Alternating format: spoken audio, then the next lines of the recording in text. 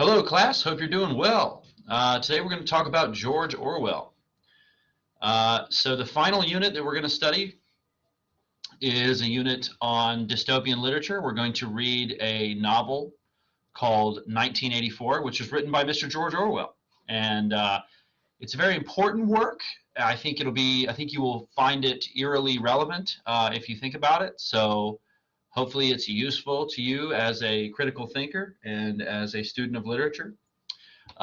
So who is George Orwell? Well, that wasn't his real name. His real name is Eric Blair. George Orwell is a pen name he took after the River Orwell in Great Britain. He was born on June 25th in 1903 in British India. So he is the product of British colonialism. He was born into that system, into the British Empire. As the son of an absentee Jamaican sugarcane plantation owner in an upper middle class family, he saw firsthand the ills of British colonialism and developed a concern for the social injustice that pervaded his community.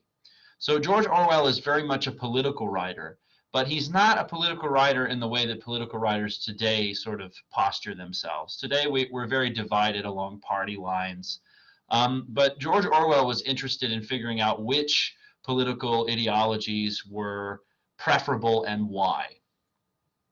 He also reacted heavily to the rise of tyranny and totalitarianism in their various forms, including both communism and fascism. So those are two very critical systems that rose to power primarily in the 20th century. They were very destructive and very dangerous, and they were very authoritarian. And so he positioned himself against those systems and did so on the basis that even though they had great differences in terms of what sort of system they wanted to implement, the thing they shared was their proclivity for authoritarianism. And authoritarianism is basically the idea that you will do what the sovereign power tells you, and you better not complain, right? Otherwise, bad things will happen to you.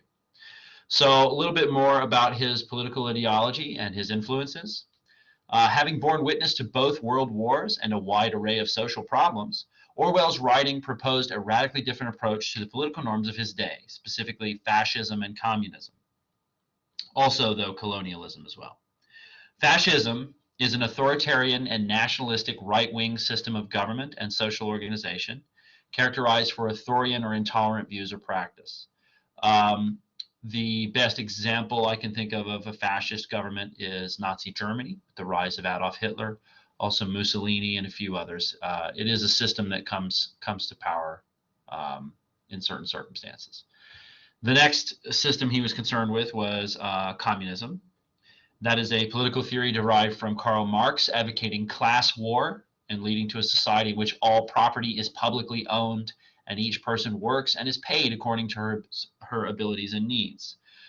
Paying everyone equally and distributing things equally sounds like a very attractive premise, but the problem is that in order to make that happen, you have to give so much central power and authority to the government or the dictators or whoever it is, that it ends up being an unfair mode of distribution, and a lot of people end up being worse off than they were instead of better. Orwell believed that the common flaw in both systems, and you could extend this criticism to British colonialism as well, and of course colonialism is going to another place and setting up shop, taking it over and extorting it for resources. He believed that the common flaw in all of these systems was authoritarianism, or too much central consolidation of power in the hands of an elite or ruling class. So we have some important works. The first one is Animal Farm. Some of you may have actually read Animal Farm. It's very commonly taught in high schools and even sometimes in junior high as well. It's written as an allegorical novella, which means like a short, like a mini novel. It was a reactionary piece focused on the rise of Stalinism. So he was looking not only at communism, but communism under a specific dictator, and that is Joseph Stalin of the USSR. To many of the world's workers, the details of communism looked good on paper, but the rise of Stalin quickly revealed that a political elite would indefinitely come to power even after a so-called people's revolution. This is true really with Mao Zedong or any of the big communist figures. In Animal Farm, the pigs on the farm, considered to be the smartest creatures, lead a revolt against the human owners of a small English farm, promising to create a utopia for animals. Now, a utopia is a perfect society. So Imagine the animals on the farm throw off the humans and decide they're going to create their own perfect society. So eventually, a pig, and the pigs sort of run the farm as far as the animals go, a pig named Napoleon, representing Joseph Stalin, runs off his rivals and establishes a totalitarian regime. By the novella's end, Napoleon and the other pigs are scarcely distinguishable from the humans they overthrew. They even walk upright and sleep in the main farmhouse. All right, another important work is Burmese Days. The Burmese Days is about his time in the British Army. As the progeny of a colonialist family, Orwell was very concerned with the systemic oppression brought about by British imperialism. So that's going over and taking over someone else's country for your own benefit. After spending some time in Burma as a young man, he saw the ills of this system firsthand and sought to illuminate it in his novel Burmese Days. The novel reveals the economic and racial oppression which underscored the colonization of India and focuses on the need for social justice in human society. So he's a very conscious and aware person, particularly about issues of race and issues of oppression and things like that. And he wanted to see those things become a figment of our imagination, something left to the past. Well, I just made this slide, and you can tell because it's screwed up. Sorry about that, folks. The Road to Wigan Pier is what it says. It's another one of his works. The Road to Wigan Pier examines the social and economic hardships of the industrial working class in northern England pre-World War II. It addresses the reality of the economic depression in this time period, and it deals with the issue of socialism in a somewhat positive way, although it is careful to examine the resistance to the ideology that is often exhibited by the working class. Socialism at this point is sort of like communism light. There are some differences to it, and there are some proposed methods of socialism which are, at least on paper, they're different than communism. And Orwell was sympathetic to these movements because he was sympathetic to the plight of the poor people, particularly in the pre-World War II depression, but also afterwards as well. He wanted to see life made better for poor people in general and the working class, and he thought that a sort of class consciousness and sort of a social organization among the workers would be a good way to do it. But he was very hesitant about authoritarianism and such things in those movements. So he was fairly balanced, to be honest. He's often taught as like an exclusively anti-communist, anti-leftist writer, but he really wasn't. He kind of had a balanced view of a lot of different political systems, and he may have been wrong about some of his beliefs in certain systems, but he was always very careful to try to figure out what the truth was instead of buying into an ideological premise just because it looked good, right? And that's a dangerous thing. A lot of people buy into political movements just because they resonate with the aesthetics or with a particular person in that movement, and they don't always think about, like, is this really the right way to go? Okay, so 1984 is another important work. One of his, I think it might actually be his last work, if not one of them. It was written in 1949. He was sick with tuberculosis when he wrote it. And so a lot of it, he was like in bed, sick.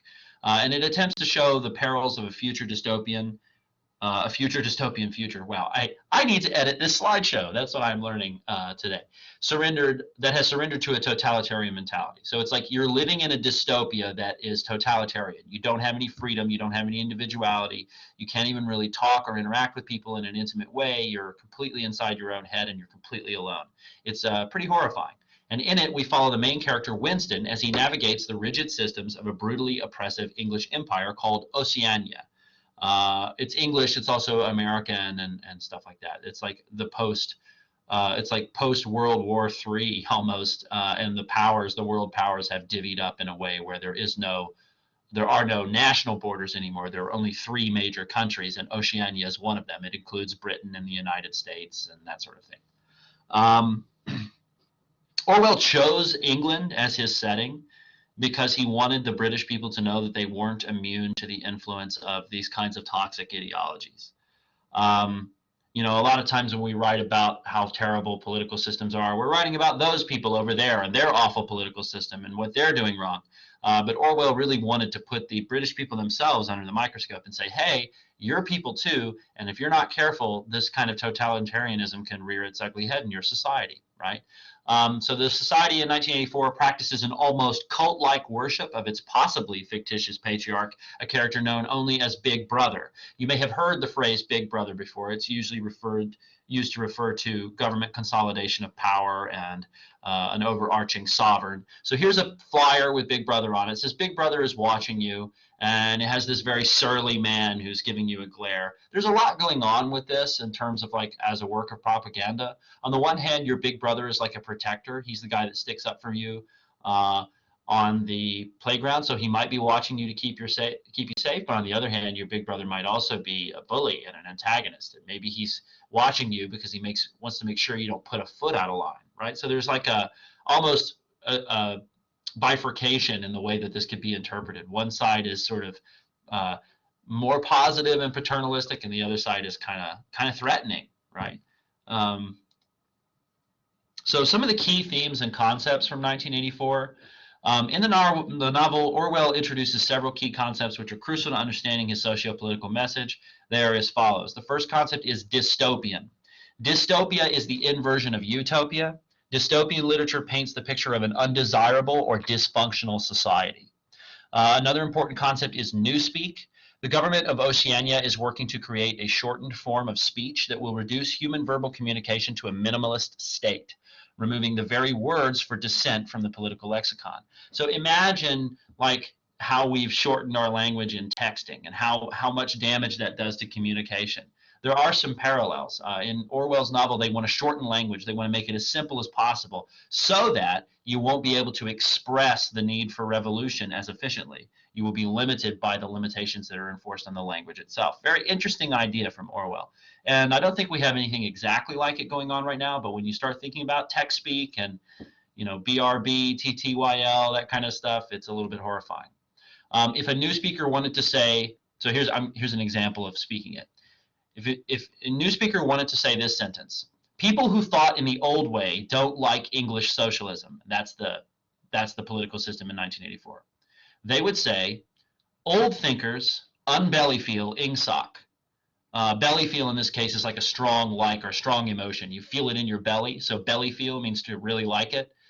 So if they unbellyfeel, it means they don't really like it. So old thinkers, people who thought the old way, unbellyfeel, they do not like ingsoc, English socialism. And so they've shortened the language to that level. Another important concept is doublethink. This is the act of harboring two contradicting opinions simultaneously.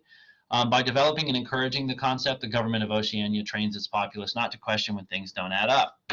This happens in our society. People hold contradicting opinions that they don't feel the need to reconcile.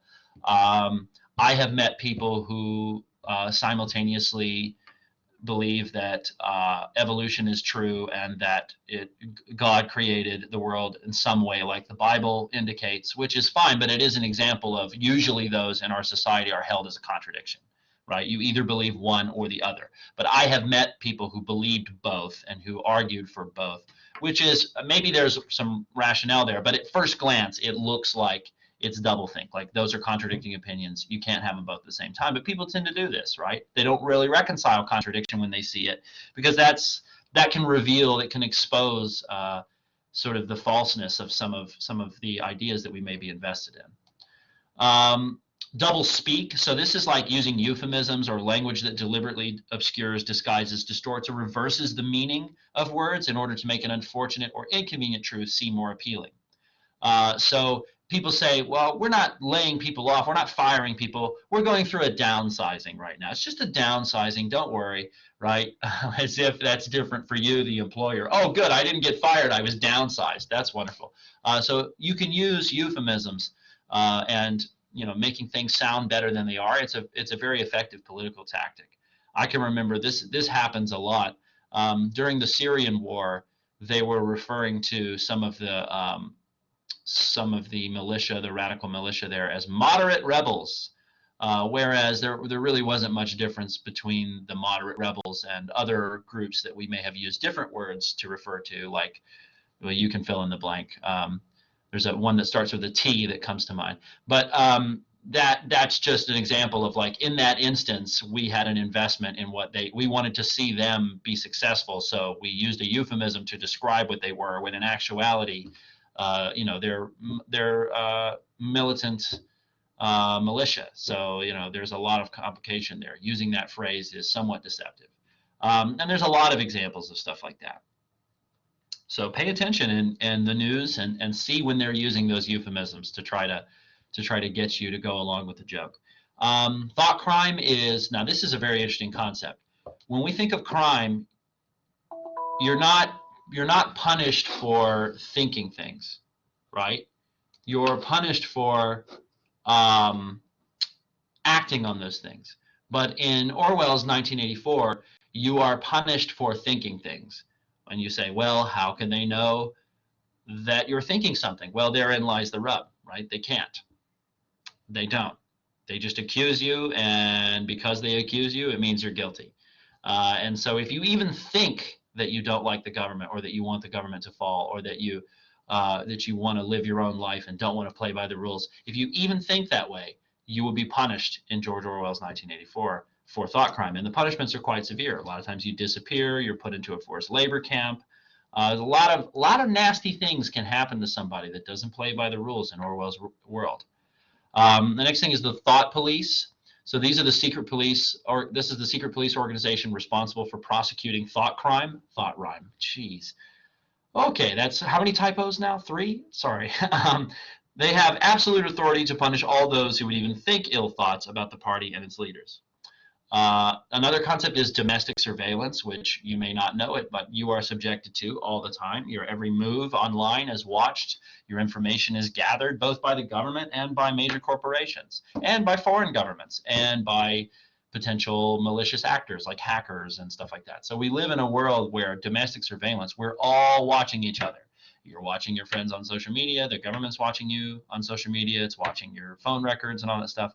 So all the citizens of Oceania are subjected to mass government surveillance. They even have government cameras in their homes. This creates the Panopticon effect, as people are more likely to behave themselves if they believe they're being watched. So the Panopticon is it's a way of designing a prison where you put a tower in the center of the prison, and then the windows on the tower are tinted, so the prisoners don't know how many guards are watching. They don't know what window they're watching out of, how many there are. So the fact that there's a tower where they might be watching means that the prisoners will pretend they are watching just to be careful. So they end up self-policing.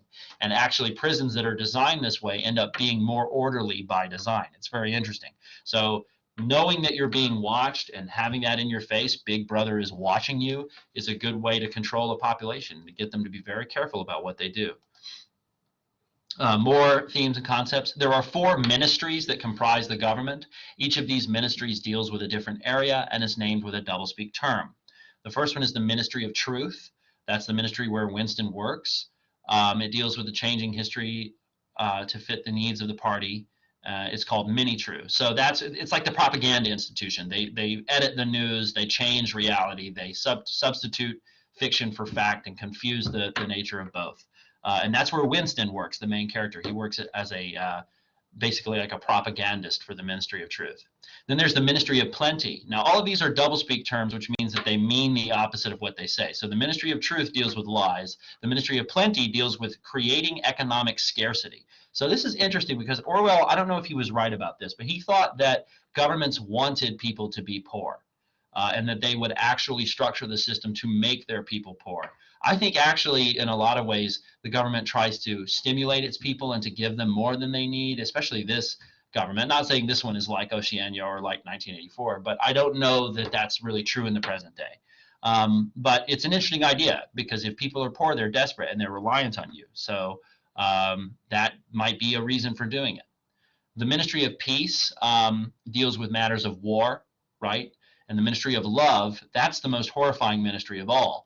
And it's home to the thought police. I'm not going to tell you much about that because I don't want to give away any spoilers, but you will learn plenty about the Ministry of Love, and it isn't a good place. And another concept, I just kind of threw this one in there, but the Junior Anti-Sex League, is an all-female group of highly indoctrinated party members bent on eradicating the sex instinct and suppressing it. So in Orwell's world, the government wants sexuality to be suppressed to its most base, elemental, and even ugly form. Sex is a means for reproduction and nothing else. It's not. If you are married, your spouse was designated by the government. You had no say in the choice. You meet up for the purpose of procreation. When the procreation is over, you split apart. So the government has taken the sex instinct, it's taken intimacy and all these things, and it's really tried to suppress them through indoctrination and through punishment. So one of the things that helps with the indoctrination is the Junior Anti-Sex League, which is comprised of women, young women who have sworn vows of chastity and celibacy and that sort of stuff. The Speak Right is a device which allows Winston to type by speaking. So in 1949, there was nothing like this. Today, we can all do this with Siri, right? But in 1949, there was nothing like that. So it's really interesting that he came up with it. The proles, this is short for the proletariat, which is a word that is used in Marxism to refer to the working class. The proles are not considered a threat to the party, and it said that proles and animals are free. Okay, the party is the most controlled group of people in Oceania. It's comprised mostly of skilled laborers who are also poor by design. So both the proles and the party are poor. The party members tend to be a little bit harder to control. They're a little more thoughtful, but not all of them. And then the inner party is a nebulous group of elite party members who enjoy total freedom and a higher standard of living. So there is a class stratification. It goes party, inner party, and the proles. And the proles are actually pretty free. They can do whatever they want. They're just terribly poor, and they're not considered a threat.